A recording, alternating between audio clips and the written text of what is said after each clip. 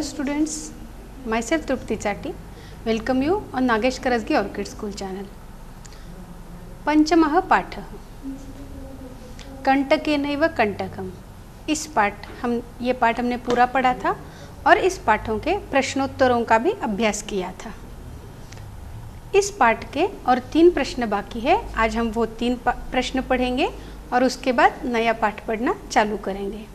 ये 3 प्रश्न जो आज हम अभ्यास करने वाले हैं, ये 3 प्रश्न व्याकरण की दृष्टि से बहुत ही महत्वपूर्ण हैं।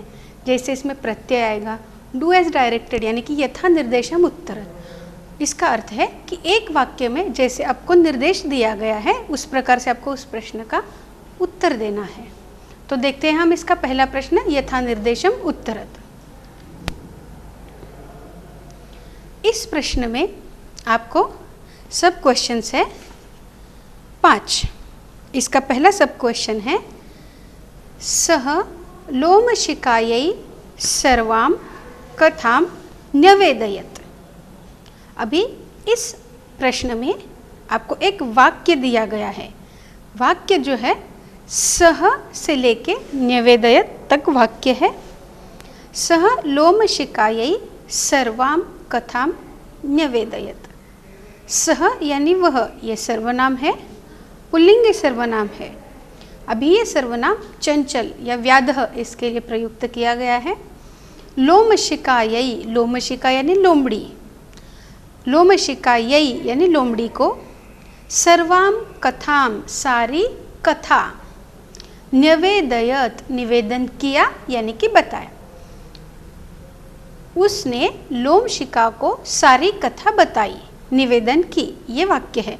अभी इसका क्या करना है हमको, अस्मिन् वाक्ये यानी कि इस वाक्य में विशेषण पदम किम, कौन सा विशेषण पद प्रयुक्त किया गया है वो हमको ढूंढना है। विशेषण पद के लिए एक नियम होता है जो कारक या विभक्ति, कारक और विभक्ति दोनों का अर्थ एक है। लिंग और वचन, जो विशेष्य का होता है वही लिंग वचन विभक्ति विशेषण का भी प्रयुक्त किया जाता है। अभी इस वाक्य में सह ये सर्वनाम है, लोमशिका ये नाम है, तो सर्वां कथाम और न्यवेदयत् ये क्रियापद है। तो बचे ये 2 शब्द सर्वां कथाम। अभी इन दोनों में से विशेष माहिती देने वाले, विशेष जो है इन्फॉर्मेशन देने वाला वर्ड जो है सर्वाम, और वो दे रहा है विशेष कथा के बारे में। कैसी कथा, कौन सी कथा, तो सारी कथा, सर्वां कथाम, इसलिए यहाँ पे उत्तर आएगा सर्वाम। अभी यहाँ पे भी आप देख सकते हो सर्वाम और कथाम ये विशेषण विशेष्य की जोड़ी के लिए लिंग वचन और विभक्ति एक ही प्रयुक्त किया गया है। और जैसे व्याकरण के नियम के अनुसार हम जब एक शब्द लिखते हैं तो उसको हलंत म, और जब हम उसको वाक्य में प्रयुक्त करते हैं तो उसके आगे स्वर या व्यंजन जो भी आता है उसके हिसाब से हमको उसमें अनुस्वार या तो हलंत म का प्रयोग करना होता है। ये हो गया हमारा पहला क्वेश्चन। अब देखते हैं आगे का। इसमें भी आपको एक वाक्य दिया गया है। इस वाक्य में से आपको जैसा उन्होंने निर्देश दिया है उस प्रकार से उसका उत्तर लिखना है। वाक्य क्या है हम पहले देखते हैं। अहम त्वत्कृते धर्मम आचरितवान। वाक्य है अहम त्वत्कृते धर्मम आचरितवान, यानी कि मैंने तुम्हारे लिए धर्म का आचरण किया। अहम यानी कि मैं, त्वत्कृते यानी तुम्हारे लिए, धर्म का आचरण किया, ये वाक्य है। अत्र अहम इति सर्वनाम पदम कस्मै प्रयुक्तम। अभी इस वाक्य में यानी कि यहाँ पर अहम, ये जो अहम प्रयुक्त किया गया है सर्वनाम है, ये कर्ता के बारे में सर्वनाम है। तो इति यानी कि यह सर्वनाम पद किसके लिए प्रयुक्त किया गया है। ये वाक्य में अहम, ये जो सर्वनाम पद प्रयुक्त है वो किसके लिए किया गया है, इसका हमको आंसर देना है। इसका आंसर देते वक्त पहले आपको ये वाक्य का अर्थ मैंने बताया है। तो ये वाक्य किसने कहा है? अहम त्वत्कृते धर्मम आचरितवान। करेक्ट, ये वाक्य जो है ये कहा है व्याधम या चंचलम। अभी इसमें कस्मै ये चतुर्थी विभक्ति है, इसके लिए इसके आंसर में भी आपको व्याधाय या चंचलाय दोनों सही है, क्योंकि व्याधम यानी शिकारी और चंचल यानी उसका नाम है शिकारी। तो ये चतुर्थी विभक्ति है, इसके लिए व्याधाय या चंचलाय, इसका भी चतुर्थी विभक्ति का ही प्रयोग करना है। आगे का प्रश्न देखते हैं। सर्व स्वार्थम समीहते, ये एक वाक्य है। सर्व स्वार्थम समीहते। अभी इसमें क्या करना है आपको? अस्मिन वाक्य यानी कि इस वाक्य में कर्तृपदम किम, कर्तृपद यानी सब्जेक्ट कर्ता, कर्ता ये पद कौन सा है इसका आंसर देना है।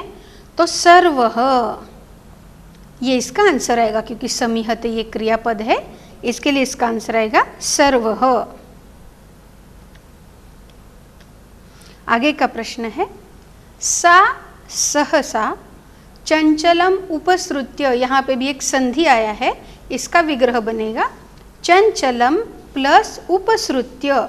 चंचलम का म हलंत आएगा और ह्रस्व उ आएगा। ये हलंत म और ह्रस्व उ मिलके इसको पहला उकार यानी मुंह बन गया है। चंचलम उपसृत्य कथयति, वह अचानक से चंचल को उसके पास जाकर कहती है। वाक्यात एकम अव्यय पदम चित्वा लिखत। अभी हम लोग जैसे पाठ पढ़ते हैं तो हर बार उसका अव्यय कौन सा है, सर्वनाम कौन सा है, ये तो देखते हैं। तो आपको ये वाक्य में से अव्यय पद कौन सा है वो ढूंढ के लिखना है। अभी सा ये तो नहीं है क्योंकि ये सर्वनाम है। कथयति ये हो गया क्रियापद, तो इसका आंसर है सहसा। चंचलम भी नहीं आएगा क्योंकि ये शिकारी का नाम है।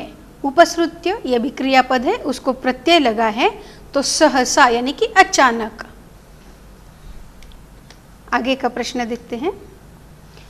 का वार्ता माम अपि विज्ञापय, क्या बात है मुझे भी बताओ। ये वाक्य है अस्मिन वाक्ये विशेषण क्रियापदम किम। क्रियापदस्य पद परिचयम अपि लिखत। अभी इस वाक्य में क्रियापद कौन सा है वो लिखना है, विशेषण शब्द नहीं है यहाँ पे। अस्मिन वाक्ये क्रियापदम किम, मतलब ये वाक्य में क्रियापद कौन सा है वो लिखना है, और क्रियापदस्य पद परिचयम अपि लिखत, यानी कि क्रियापद का आपको पद परिचय भी लिखना है। अभी पद परिचय कैसा है मैंने आपको बताया था, एक और बार बताती हूँ। जैसे कि इस वाक्य में हमको विज्ञापय ये क्रियापद आया है, तो किसी भी क्रियापद का पद परिचय देते वक्त उसका मूल धातु लिखना होता है और उसका प्रत्यय वो कौन से लकार का है, कौन से पुरुष का है और कौन से वचन का है, ये जब हम लिखते हैं तो उसको पद परिचय कहते हैं। अभी यहाँ पे विज्ञापय ये क्रियापद आ गया, उसका पद परिचय हम इस प्रकार लिखेंगे। इसमें वी ये उपसर्ग आया है, इसका मूल धातु है ज्ञा, ये उसका धातु है, और लकार कौन सा है, लोट लकार, यानी अनुज्ञा आदेश। उसका पुरुष है मध्यम पुरुष और वचन है एक वचन। इसका हम एक और उदाहरण भी देख सकते हैं कैसे देना है, जहाँ पे उपसर्ग नहीं है। जैसे पिबामी ये क्रियापद है, पिबामी ये क्रियापद का पद परिचय अगर हमको देना है तो हम लोग पहले उसका मूल धातु अलग करेंगे। पिबामी का मूल धातु होता है पिब, इसमें ब हलंत आएगा और जब भी इसको कोई प्रत्यय लगता है तो वो ब पूरा हो जाता है। पिबामी का पिब ये मूल धातु हो गया और उसका लकार आएगा लट लकार वर्तमान काल। अभी मी ये जो प्रत्यय है मी वह मह उत्तम पुरुष, तो पहला एक वचन का मी प्रत्यय है तो इसका पद परिचय आएगा लट लकार वर्तमान काल उत्तम पुरुष एक वचन। ऐसे आपको पद परिचय देना है, मतलब उसका लकार पुरुष वचन धातु, सबसे पहले धातु लिखना है, फिर आपको उसका लकार लिखना है, फिर उसके बाद आपको उसका पुरुष और वचन लिखना है। ये हो गया विज्ञापय का। अभी आगे का प्रश्न देखते हैं। प्रश्न 7 जो है, उदाहरणानुसारम रिक्त स्थानानि पूरयत। अभी उन्होंने एक टेबल दिया है आपकी टेक्स्ट बुक में, पेज नंबर 32 पे है। रुकारांत शब्द है, रुकारांत स्त्रीलिंगी शब्द, उसका कुछ विभक्ति और कुछ वचन दिए हैं उन्होंने, एक वचन, द्विवचन और बहुवचन। 2 शब्द है रुकारांत स्त्रीलिंगी, एक है मातृ, दूसरा है स्वश्रु। तो ये जो सारे शब्द है रुकारांत स्त्रीलिंगी, उनके रूप किस प्रकार बनते हैं, ये उदाहरण उन्होंने दिए हैं। एक आपको दिया है, एक विभक्ति दी है, उसकी तरह आपको दूसरी करनी है।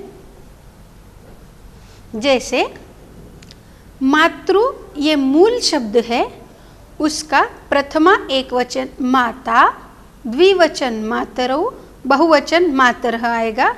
उसी तरह सारे रुकारांत स्त्रीलिंगी शब्द इसी प्रकार चलेंगे। जैसे स्वश्रु शब्द है, उसका प्रथमा का ही लिखना है, माता की तरह इसका स्वसा आएगा। द्विवचन आएगा स्वसरौ, क्योंकि मातरौ है ऊपर, और यहाँ पे मातरः के जैसा स्वसारः आएगा। उसका तृतीया विभक्ति का एक वचन दिया है मातृ का, मात्रा, द्विवचन मातृभ्याम, बहुवचन मातृभिः। अभी स्वश्रु का तृतीया देखना है, एक वचन, द्विवचन, बहुवचन क्या आता है। स्वस्राः, स्वश्रुभ्याम, स्वश्रुभिः, ये तृतीया का हो गया।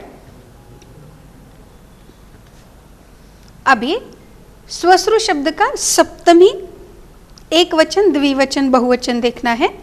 स्वसरी, स्वश्रोः, स्वश्रुषु, ये सप्तमी का बहुवचन है। मातृ की तरह आएगा मातरी, मात्रोः और मातृषु।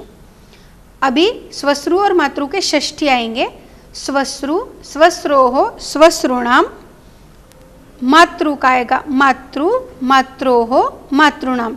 ये हो गए कुछ विभक्तियों के एक वचन, द्विवचन, बहुवचन, किसके, रुकारांत स्त्रीलिंगी शब्द के। माता का मूल शब्द है मातृ, इसके हम लोगों ने रूप देखे हैं। अभी आगे का प्रश्न देखते हैं, उसी का सब क्वेश्चन है, पेज नंबर 33 पे है आपके।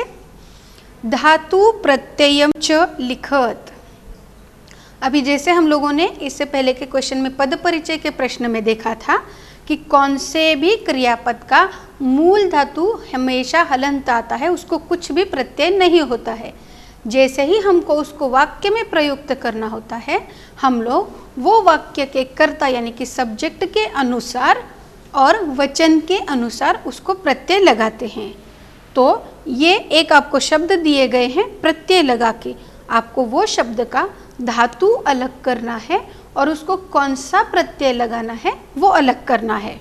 तो अभी आपके टेक्स्ट बुक में पेज नंबर 33 पे 3 कॉलम्स हैं, एक है पदानी, दूसरा है धातुः और तीसरा है प्रत्ययः।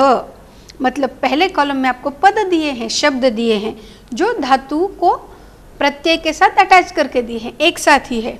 दूसरे कॉलम में आपको क्या करना है, वो शब्द में से धातु अलग करना है और उसका जो प्रत्यय है वो अलग करना है। प्रत्यय जो यहाँ पे आए हैं और जो आगे हम व्याकरण पढ़ते वक्त देखने वाले हैं, त्वा प्रत्यय होता है, तुमुन प्रत्यय होता है, अण्यर् प्रत्यय होता है और ल्यप प्रत्यय होता है। ये सारे प्रत्यय वाक्य के अनुसार उपयुक्त किए जाते हैं। अभी इसमें ज़्यादातर तुमुन प्रत्यय के उदाहरण आए हैं। अगर वाक्य में कोई भी कर्ता एक से ज़्यादा क्रिया करता है तो पहले की गई क्रिया को कुछ प्रत्यय लगाते हैं और फिर उसके बाद वाक्य पूरा करते हैं। खाना खाके पानी पीना है, रमेशः खादति जलम पिबति। कर्ता एक ही है तो हर बार रमेशः भोजनम करोति, रमेशः जलम पिबति, इसके बजाय हम लोग रमेशः भोजनम कृत्वा जलम पिबति, ये जो कृत्वा हम लोगों ने त्वा प्रत्यय लगाया है, इसी प्रकार आपको यहाँ पे तुमुन प्रत्यय आए हैं। तो इसके उदाहरण देखते हैं हम लोग। गंतुम, ये आपको पद दिया है, शब्द दिया है, इसका धातु आएगा गम गच्छ, इसका मेन धातु लिखा है यहाँ पे, प्लस इसको प्रत्यय लगा है तुमुन। अब कौन से भी धातु को तुमुन प्रत्यय जब लगता है तो उसका उन निकल जाता है और ये तुम रह जाता है। तुमुन पूरा का पूरा प्रत्यय ऐसा नहीं लगता, उसका जो है तुम ये लग जाता है, उन बच जाता है। उसके और उदाहरण देखते हैं हम। द्रष्टुम ये शब्द है, द्रष्टुम का आएगा मूल धातु दृश्य यानी कि देखना, उसको तुमुन प्रत्यय लग गया है और उसका रूप बन गया है द्रष्टुम। करणीय इसका मूल धातु है क्रू यानी कि करना, उसको प्रत्यय लगा है अनियर। और आगे का है पातुम, उसका धातु है पा और उसको प्रत्यय लगेगा तुमुन। खादितुम यानी खाने के लिए, तुमुन प्रत्यय हमेशा कौन से भी हेतु के लिए अगर कोई कर्ता काम करता है तो उसको तुमुन प्रत्यय लगता है।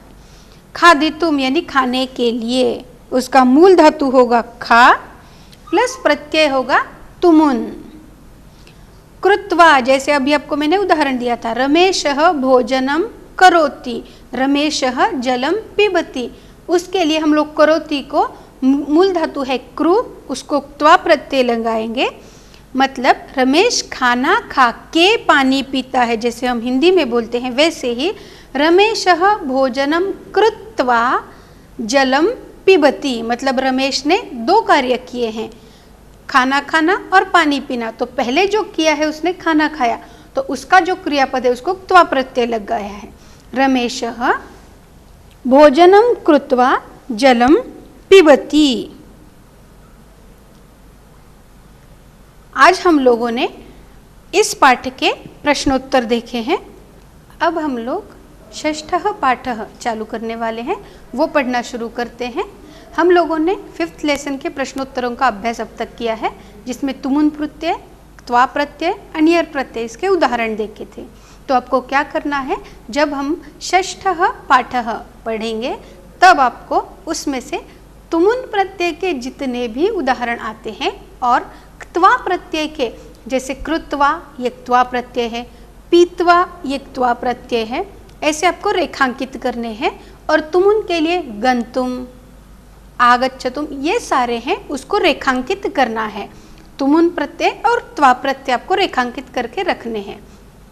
तो षष्ठः पाठः इसका नाम है गृहम शून्यम सुताम विना। ये पाठ पढ़ने से पहले हम लोग ये पाठ के नाम का अर्थ देखेंगे। इसका क्या अर्थ है? गृहम ये जो शब्द है, इस शब्द का अर्थ हम लोगों ने इससे पहले बहुत बार देखा है। गृहम शब्द का अर्थ होता है घर। शून्यम यानी कि खाली, मतलब कुछ भी नहीं, ऐसे जगह को खाली यानी शून्य कहते हैं। सुताम यानी कि लड़की, विना यानी विदाउट, उसके बिना। इस पाठ का अर्थ है गृहम शून्यम सुताम विना, मतलब लड़की के बिना घर खाली है, शून्य है। आपको ये पाठ का अर्थ जब समझ में आया तो आपको ये भी समझ में आया होगा कि ये जो पाठ है बेटी बचाओ बेटी पढ़ाओ और सेव गर्ल चाइल्ड इस पे आधारित है। तो अब हम पाठ देखने से पहले इसकी पार्श्वभूमि देखेंगे। यह पाठ कन्याओं की हत्या पर रोक और उनकी शिक्षा सुनिश्चित करने की प्रेरणा हेतु निर्मित है। जैसे अभी हम लोगों ने देखा कि Beti Bachao Beti Padhao, save girl child, कन्याओं की हत्या जो आजकल की जाती है उस पे रोक लगाना और उनकी शिक्षा मतलब उनकी पढ़ाई, इसको सुनिश्चित करने के लिए लोगों को प्रेरणा देने के हेतु से ये पाठ निर्मित किया गया है। आजकल बहुत जगह पे लड़कियों की हत्या की जाती है गर्भ में ही, तो ऐसा ना हो, उसके बारे में जागरूकता निर्माण हो, इसके लिए ये पाठ का निर्माण किया गया है। बहुत जगह पे लड़का और लड़की इन दोनों में भेदभाव किया जाता है, तो ऐसा ना हो, लोगों की मानसिकता बदल जाए और कन्या हत्या पे रोक लगाना ये पाठ का मुख्य हेतु है।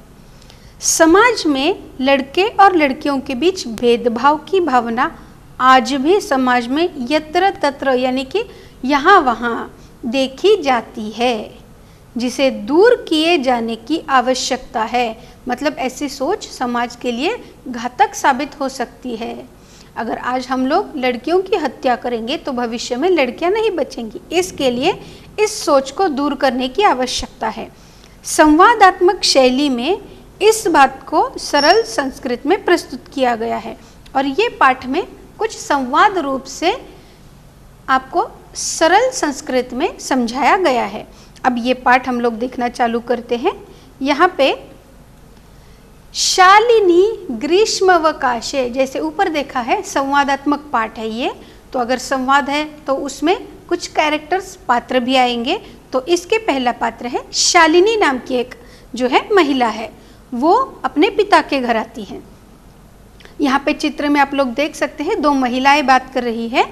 शालिनी ग्रीष्म अवकाशे, यहाँ पे भी संधि आई है, देखो ग्रीष्म प्लस अवकाशे, ये ग्रीष्म का अ और अवकाशे का अ मिलके दीर्घ आ बन गया और ये म को काना लग गया है। तो शालिनी ग्रीष्म अवकाशे, अवकाशम यानी कि छुट्टी, पितृगृहम पिता के घर, आगच्छति आती है। मतलब शालिनी जो है वो अवकाश यानी कि छुट्टियों में पितृगृहम आगच्छति अपने पिता के घर आती है। अभी आगच्छति इस क्रियापद का आपको पद परिचय भी लिखना है। जैसे हम लोगों ने इससे पहले भी पद परिचय देखा था, तो आपको इसका पद परिचय लिखते वक्त इसका मूल धातु लिखना है। इसको जो है वो उपसर्ग लगा है, आ प्लस गम गच्छ ये धातु है। इसका लकार है लट लकार वर्तमान काल, प्रथम पुरुष एक वचन, ऐसा इसका आपको पद परिचय लिखना है। आगे का देखते हैं। सर्वे प्रसन्न मनसा यानी कि सब, प्रसन्न मन से यानी कि खुश होकर, तस्याहा यानी कि उसका, स्वागतम कुर्वन्ति स्वागत करते हैं, उसको वेलकम करते हैं, उसका अच्छे से अतिथि सत्कार करते हैं। परम यानी कि लेकिन, तस्याह भ्रातृजाया लेकिन उसकी भाभी, भ्रातृजाया शब्द का अर्थ है भाभी, भ्रातृ यानी कि भाई, जाया यानी उसकी पत्नी, भ्रातृजाया का अर्थ है भाभी। उदासीना यानी कि उदासीन, इव दृश्यते उदासीन के जैसी दिख रही थी। अभी इस वाक्य में आपको दो सर्वनाम प्रयुक्त किए गए दिख रहे हैं, तस्याह और तस्याह। ये किसके लिए प्रयुक्त किए गए हैं वो आपको लिखना है। और यहाँ पे विलोम पद भी दो आए हैं, जैसे कि प्रसन्न मनसा और उदासीना। प्रसन्न मन यानी कि बहुत ही खुश मन की जो स्थिति होती है उसे प्रसन्न मनसा कहते हैं, और उदासीना मतलब उसका विलोम पद, विरुद्धार्थी शब्द, यानी कि बहुत ही उदासीनता, जहाँ पे प्रसन्नता बिल्कुल भी नहीं है। मतलब शालिनी छुट्टियों के समय अपने पिता के घर आती है, सब प्रसन्न मन से उसका, तस्याहा उसका। अभी तस्याहा ये किसके लिए प्रयुक्त किया गया है सर्वनाम, तो शालिनी के लिए। स्वागतम कुर्वन्ति स्वागत करते हैं। आपको ये कुर्वन्ति का भी जो है आपको पद परिचय लिखना है, उसका पद परिचय आएगा लट लकार वर्तमान काल, प्रथम पुरुष बहुवचन। अभी यहाँ पे कर्ता जो है, सब्जेक्ट जो है, कर्तृपदम जो है ये सर्वे, ये बहुवचन का प्रयुक्त किया गया है। इसके लिए उसको प्रयुक्त किया गया क्रियापद भी कुर्वन्ति, ये बहुवचन ही प्रयुक्त किया गया है। शालिनी कहती है, अभी वहाँ पे संवाद जो है वो एक दूसरे के बीच में शुरू हो गया है। शालिनी कहती है भ्रातृजाय यानी कि भाभी, उसको बुलाती है वो, चिंतिता एव प्रतीयसे यानी कि तुम चिंतित प्रतीत हो रही हो। मतलब मैं जो है तुमको चिंतित देख रही हूँ, तुम चिंतित लग रही हो। सर्वम कुशलम खलु, क्या सब कुशल है, मतलब क्या सब अच्छा है या कुछ परेशानी है, ऐसे वो पूछती है अपने भाभी से। अभी माला, अभी ये संवादात्मक पाठ का दूसरा पात्र यहाँ पे आ गया है, माला। वो दूसरे पात्र का नाम है माला। अभी जो उसकी भ्रातृजाया यानी कि भाभी है शालिनी की, उसका नाम माला है। आम यानी कि हाँ। शालिनी, अभी यहाँ पे आप देखोगे शालिनी ये जो उसका नाम है, वहाँ पे नी को दूसरी वेलंटी आई है, क्योंकि नाम एज इट इज जैसे का तैसा प्रयुक्त किया गया है, लेकिन यहाँ पे शालिनी के न को पहली वेलंटी आई है। ऐसा क्यों है? क्योंकि यहाँ पे शालिनी ये शब्द संबोधन की तरह प्रयुक्त किया गया है, और दीर्घ इकारांत शब्द जब स्त्रीलिंगी दीर्घ इकारांत शब्द जब प्रयुक्त करते हैं संबोधन के लिए, तो उसकी वेलांटी पहले में परिवर्तित हो जाती है। बुलाने के लिए संबोधन विभक्ति का प्रयोग करते हैं तो वो कहती हैं आम शालिनी, हाँ शालिनी। कुशलिनी अहम, मैं कुशलिनी यानी कि ठीक हूँ, अच्छी हूँ। अभी यहाँ पे कुशलिनी ये जो शब्द है ये स्त्रीलिंगी विशेषण प्रयुक्त किया गया है, क्योंकि जो बोलने वाली है माला ये भी जो है स्त्रीलिंगी है। अहम यानी कि मैं, माला कहती है कि हाँ शालिनी मैं ठीक हूँ। त्वदर्थम किम आनयानी, तुम्हारे लिए क्या लाऊं, ऐसे माला शालिनी को पूछती है। अर्थम यानी के लिए, त्वद यानी तुम्हारे, मतलब तुम्हारे लिए। किम आनयानी, अभी यहाँ पे एक प्रिंटिंग मिस्टेक हो गई है। किम का म जो है वो हलंत आएगा, क्योंकि आके आ ये स्वर आया है, तो यहाँ पे किम हलंत म आएगा। तुम्हारे लिए क्या लाऊं? शीतल पेयम यानी कि कोल्ड ड्रिंक। चायम वा, या चाय लाऊं, मतलब मैं तुम्हारे लिए चाय लाऊं या कुछ ठंडाई मतलब शरबत, कोल्ड ड्रिंक्स ऐसा कुछ लाऊं, ऐसा माला शालिनी से पूछती है। वा यानी कि या, मतलब दोनों में से कोई अगर चूज करना होता है तो वा शब्द का प्रयोग करते हैं। फिर उसके उत्तर में शालिनी कहती है अधुना तु किम अपि न वाच्छामि। अधुना यानी कि अभी, तू यानी कि तो, यहाँ पे भी संधि आई है देखो, किम प्लस अपि। किम का म हलंत और अपि का अ मिलके ये पूरा म बन गया है। अभी तो मुझे कुछ नहीं चाहिए। वाच्छामि, इसका भी पद परिचय अगर आपको देने के कहा जाए तो आपको देना है लट लकार वर्तमान काल, उत्तम पुरुष एक वचन। मी प्रत्यय जो है वो उत्तम पुरुष एक वचन को लगता है लट लकार के। वाच्छामि, पिबामि, गच्छामि, आगच्छामि, खादामि, ये सारे जो क्रियापद हैं ये उत्तम पुरुष लट लकार एक वचन के हैं। ऐसा आपको इसका पद परिचय देना है। तो ये इस तरह अभी हम लोगों ने कैसे पद परिचय देना है, इस पाठ के कुछ विलोम शब्द देखे। पाठ संवादात्मक है और सरल भाषा में लिखा गया है। इस पाठ का मूल हेतु है बेटी बचाओ बेटी पढ़ाओ। यहाँ तक हम लोगों ने आज पाठ देखा है, बाकी का पाठ हम अगले एपिसोड में देखेंगे। आपको तब तक इसके शब्दार्थ आपकी नोटबुक में लिख के रखने हैं और बाकी का बचा हुआ पाठ भी पढ़ना है। Thank you students.